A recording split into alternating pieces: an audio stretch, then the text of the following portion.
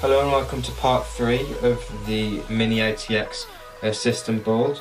Now what we're going to do is we're going to install the L12 first. Now if you haven't watched the previous videos, please do go back and watch them first, as it will make a little bit more sense. But we're going to start with the NH-L12 CPU cooler from Noctua rather than the L9i. So what I need to do is I need to take it out of its box, which it has been out quite a few times already, so there might be missing stuff in the box, but yeah, so what we need to do is we need to take it out, and once we've got it out, we're going to start setting it up. So we need to take the the F12 off, and we need to leave the B9 on, but we need to switch it around so it pulls from the bottom, otherwise it will be contesting for air with the power supply CPU, power supply fan.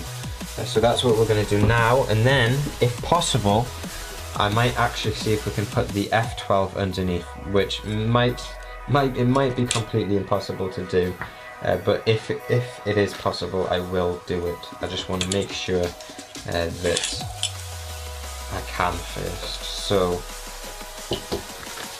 actually I'm going to do that now.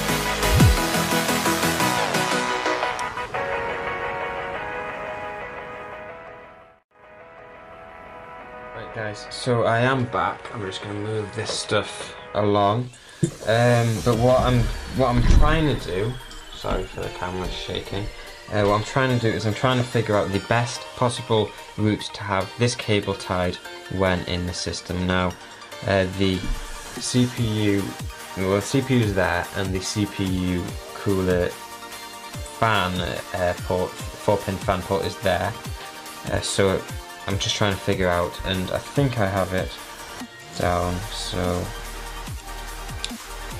yep, I think that's it. Obviously a good idea is to use these clips on L12, or on Noctua fans, sorry. Use them clips to kind of tie them in, so that it's tied in, and that keeps it close to the fan when you're cable tying it, so you don't end up with like a kind of a loose bit sticking out. So I'm gonna just put this on now.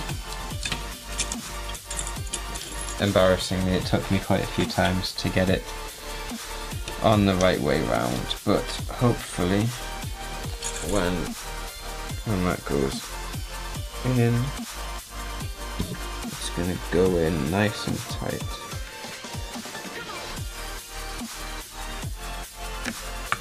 Yeah, right, so there. Perfect. There's no cables at all. It's all out of sight, and I'll show you it a little bit further. Now what I need to do is, if I can get that off, is actually connect the CPU block. And I touched this bit, by the way, not the actual block itself. So don't worry. Right, so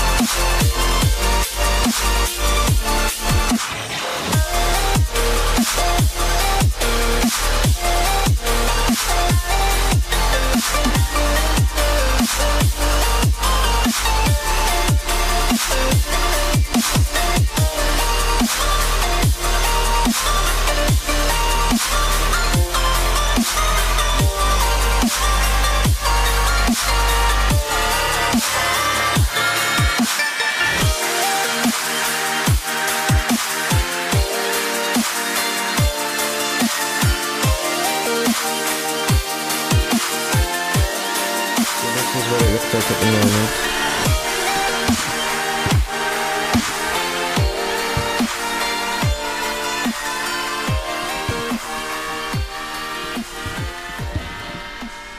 Fits quite well. And if you'll notice, if I ever lift the motherboard up, it doesn't go over the outside of the motherboard at all. It fits perfectly into the motherboard form factor. Now, I do want to point out that if you use the L12 on this motherboard, you will not be able to use your expansion slot, which we won't be in this particular build, but we might do in the future. So that's just something to point out, which is why you might want to go with the enthusiast option, which would include water cooling, so it takes all the bulk away from the CPU socket. But for this one we have the L12, and that's what it looks like at the moment. So that's the Z87N Wifi with 8GB of Corsair Vengeance and the Noctua L12.